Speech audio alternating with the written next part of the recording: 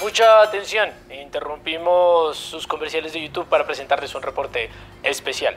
Vamos con nuestro corresponsal, Daniel, que se encuentra en la ciudad de Bogotá. Muchas gracias, Rodrigo. Nos encontramos en el tradicional barrio bogotano, ese donde hace mucho frío y todo el mundo se llama Bessie y la gente toma chocolate y café como si no hubiera mañana. ¿Quiere decir usted que está en ese barrio que queda al lado de una montaña, en la mitad de los Andes, donde la gente solo habla de cosas que no tienen nada que ver con el tema de lo que está tratando la noticia? Exactamente, Rodrigo. En ese mismo barrio, a 2 cuadras del cine donde su merced y yo vimos The Bass of Night hace un año. Se refiere al teatro, el de Puerta Roja, ese que es como pequeñito por fuera, pero grande por dentro, ese que se parece a todos los cines de Bogotá. Efectivamente, a ese mismo, acá me encuentro. Bueno, ¿y cuál es la noticia de última hora, Daniel? ¡Ah! ¡Cierto! ¿Verdad?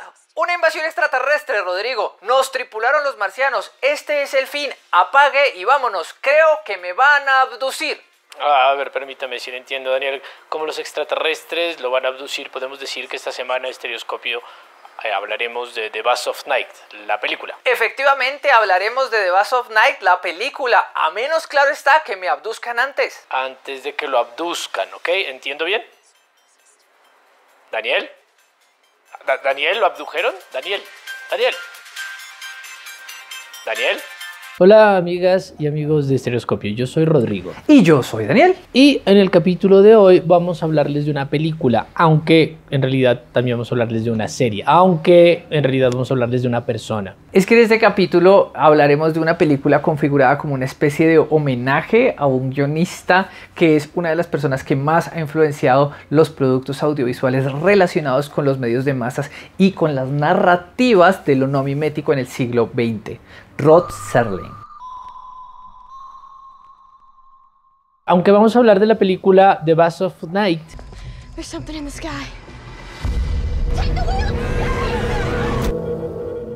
es imposible no irnos a los orígenes de esta película, la dimensión desconocida.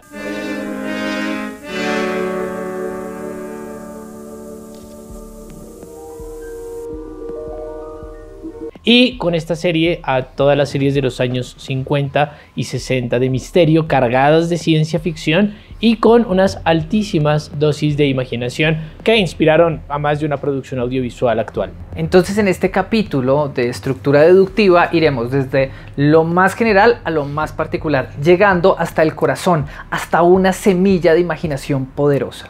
Empecemos por el objeto más contemporáneo, la película en la cual podemos encontrar el hilo de Ariadna que nos lleva al punto cero de esta historia, The Bass of Night.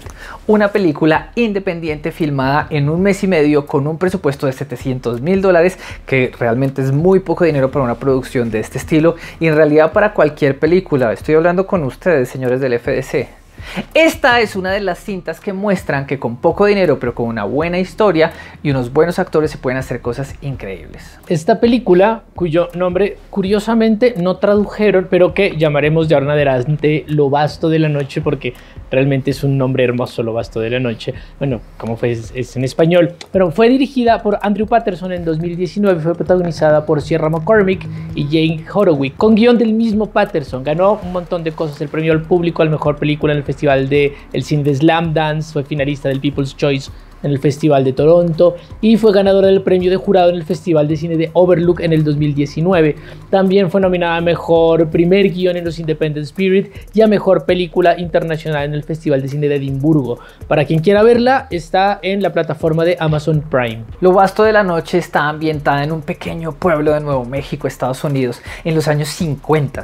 Cuenta la historia de una noche en la que todos los habitantes del pueblo estaban en el Coliseo viendo un partido de básquetbol y mientras tanto la chica que está encargada de la central telefónica y el locutor que está encargado de la emisora local cuenta una historia misteriosa a partir de unos sonidos extraños que aparecen en las ondas del espectro electromagnético. Patterson hace una apuesta a 2 niveles que se intersecan para conformar una película que al mismo tiempo tiene una personalidad propia y además es un homenaje a la cultura radiofónica, de las series de los 50 y 60, bueno, todo este montón de series de televisión.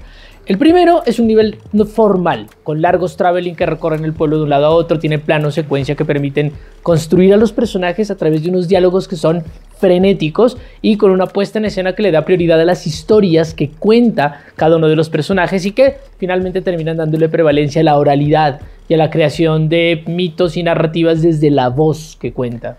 El segundo nivel es el de lo racional, es decir, la gran cantidad de alusiones que apuntan tanto a las imágenes como a las historias. Hay referencias directas a radionovelas como X-1 y las producciones de Orson Welles con la adaptación de la Guerra de los Mundos y a los misterios de la tecnología, producto del inicio de la Guerra Fría, a todas las apariciones de los ovnis que se vivieron en pueblos como el de Keseburg o a los fenómenos espaciales de las primeras incursiones de cohetes y satélites en el espacio. Lo más interesante es que estas alusiones no solamente apuntan a nombres o escenas, sino la estructura narrativa es la que está involucrada acá, es la que se usaba en esa época para contar todas estas historias. En esta época los extraterrestres eran un personaje que contaba historias en los cuales se condensaba la ciencia ficción y el terror, porque el alien era precisamente ese otro que representaba aquello a lo cual temerle, porque se relacionaba con lo que podía contaminar mi forma de vida específica o que podía transformar mi sociedad. Por ejemplo, hay teóricos como Patricia Monk justamente que hablan de una teoría alien,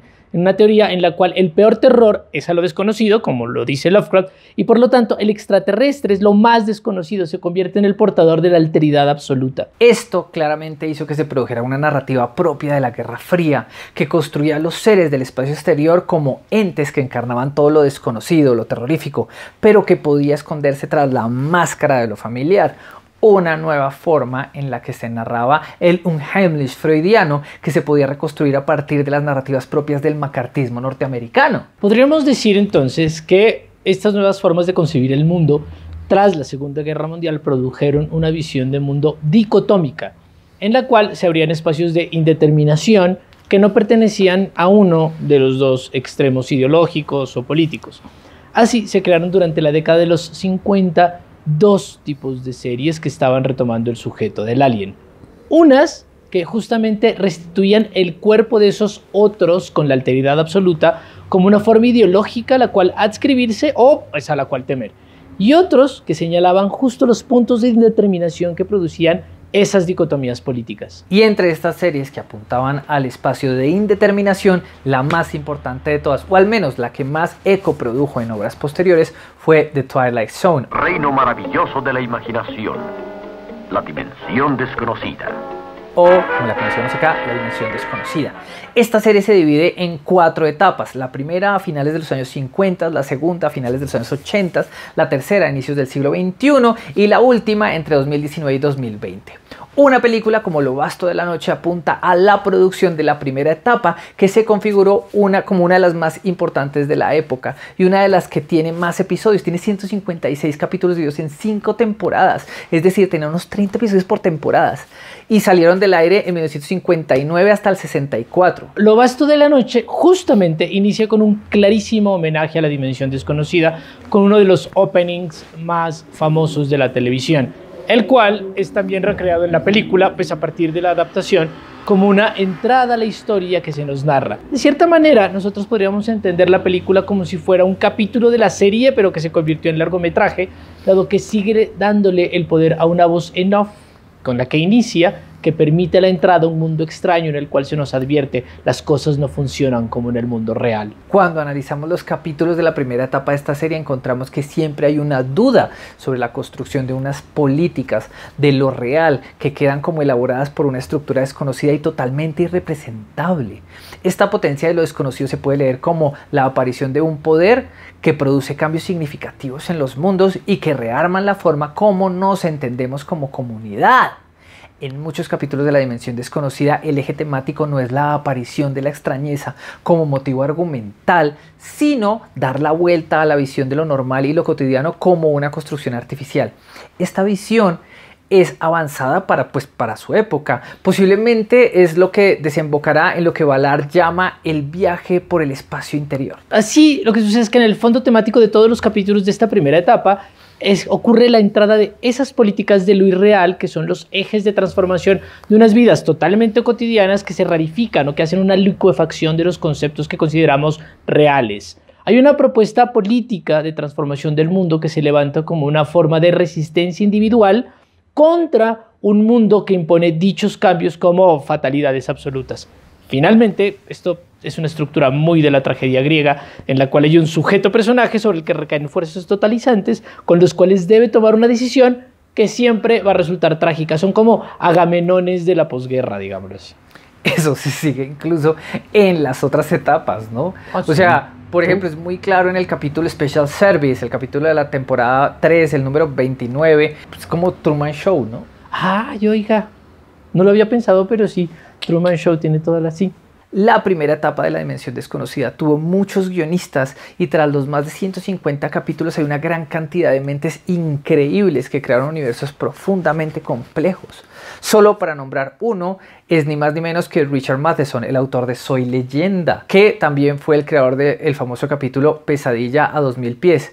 Ese es donde sale William Shatner y el bicho este que se está comiendo el avión, que fue reboteado en la primera temporada de la cuarta etapa y hasta aparece en uno de los capítulos más famosos de Los Simpson. También está Charles Beaumont y un montón de genios increíbles, pero detrás de todos estos genios, detrás de todos esos autores, siempre hubo una mente maestra que elegía, supervisaba, adaptaba y hacía que todo funcionara. El genio tras la serie completa y el motor de la gran mayoría de sus capítulos, Su Majestad Rod Serling. Rod Serling es sin duda uno de los más importantes guionistas de la televisión norteamericana. Bueno, él nació en 1924 en Syracuse, en el estado de Nueva York, y murió en Rochester en el 75, que también es un estado de Nueva York. El dato de su lugar de nacimiento y de muerte no es menor, dado que Serling se movió siempre entre los pequeños pueblos del upstate neoyorquino y muchísimos de los capítulos justamente apuntaban a las transformaciones de comunidades pequeñas y buscaban romper las propuestas sociales del American Way of Life que estaban representados en estas ciudades idealizadas como por series de sitcoms de los 50. Solo habría que pensar en uno de los capítulos más importantes de la primera etapa, este que se llama Máscaras, de 1964, en el cual hay una crítica a la sociedad norteamericana conservadora y cómo se empiezan a destruir las viejas tradiciones arraigadas en los pueblos pequeños en pro de una nueva visión de vida que incluye elementos de ruptura social. O uno de mis favoritos, The Monsters Are Due on Maple Street, es el episodio 22 de la primera etapa, donde una comunidad muy amorosa y familiar se convierte en una turba enardecida y autodestructiva que se matan entre sí todos a causa de un rumor infundado. Bueno, y aquí debo hacer una confesión totalmente personal. Rod Serling es una de las personas que más admiro, que más he seguido, y no solamente tiene una vida sorprendente en medio de su inicio con la radio, su paso por las pequeñas industrias de televisión y llegan a transformar la forma de hacer guiones, sino porque la creación de algunas de las imágenes, tiene la creación de algunas de las imágenes más icónicas de la televisión, en las cuales Serling siempre tuvo una intervención directa, porque él siempre estaba pensando cómo representar con imágenes un montón de emociones perturbadoras humanas. Por ejemplo, la clásica escena del espejo del primer capítulo, eso es importante para entender su relevancia. Sí, apenas Rodrigo volvió del Bondi Museum en Big Napon, un pueblito en New York donde tiene un ala dedicada a Rod Serling, casi no puedo callarlo. Me mostró las fotos que se tomó con los guiones de Rod Serling, el juego de mesa de la Dimensión Desconocida, las máscaras del capítulo. Ustedes han visto como cuando la tía llega después de un crucero, así estaba él. Yo creo que deberíamos hacer un estereoscopio solo de la Dimensión Desconocida, pero temporada por temporada, y agarramos cada uno de los 156 capítulos y hacemos un capítulo. Es más, podemos agarrar... Calma, Rodrigo, seguro vamos a hacer un especial sobre Serling. Pero aquí lo importante en este camino es que si hacemos un recorrido inverso, volveríamos a Lo Vasto de la Noche. Y así podemos comprender cómo esta película no solo está proponiendo un revival de la época, de un momento histórico en la televisión, sino que plantea esta posibilidad como narrativas alternativas de lo oral, que están de regreso, pues incluso estamos en la época del podcast, ¿no? Y permiten estas creaciones la comprensión de nuevas formas. Es quizá esta película un llamado de atención a cierto tipo de narrativas que estaban en boga en el macartismo y que permiten la construcción de diferentes formas de ver al otro. Mejor, ¿dejamos esa pregunta al aire? Sí, ese es otro tema. Hay mucho que hablar. Me emocioné. Bueno, espero que puedan ver La Dimensión Desconocida, Lo Vasto de la Noche, y que les guste tanto como a nosotros. Y si les gustó, porfa, compártanos en sus redes sociales, en los grupos donde se habla de ciencia ficción y también en los que no No se imaginan lo que nos ayuda a que nos compartan, de verdad. Bueno, y no se olviden de seguirnos en Instagram, canal Rayita al Piso Estereoscopio. Y en Twitter, @Daniel, el radionovela monje, y @Rutilio, la tía de Paseo Bastidas. Y suscríbanse, que ya casi llegamos a los 1000. Y por favor. Y queremos agradecerles a quienes nos comentan que esta semana fueron Rapalino, Apocalypse Wright, a Cal Bradrich, que es nuestro primer spam en el canal, que nos quiere vender seguidores falsos. Sí. Y a Fernanda Maecha, que nos escribió para contarnos que a sus estudiantes les gustó mucho Me Pudriré Sin Ti y están pidiendo referencias similares. Ah, qué bueno que les haya gustado. Bueno, y también a quienes nos comparten en Facebook, a Juan Diego Gómez, a Luis Carlos Barragán, a Violeta Yani, a Ángela Raba y a los grandes maestros que admiramos profundamente, a Gerardo Horacio Porcayo y a Eric Mota. Por favor, grandes maestros, gracias. Adiós. Gracias y chao en esta oscuridad. Oscuridad. La dimensión desconocida.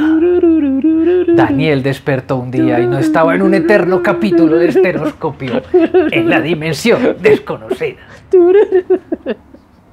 Puedes seguir haciendo todo el día. Se me ocurren más. Ya.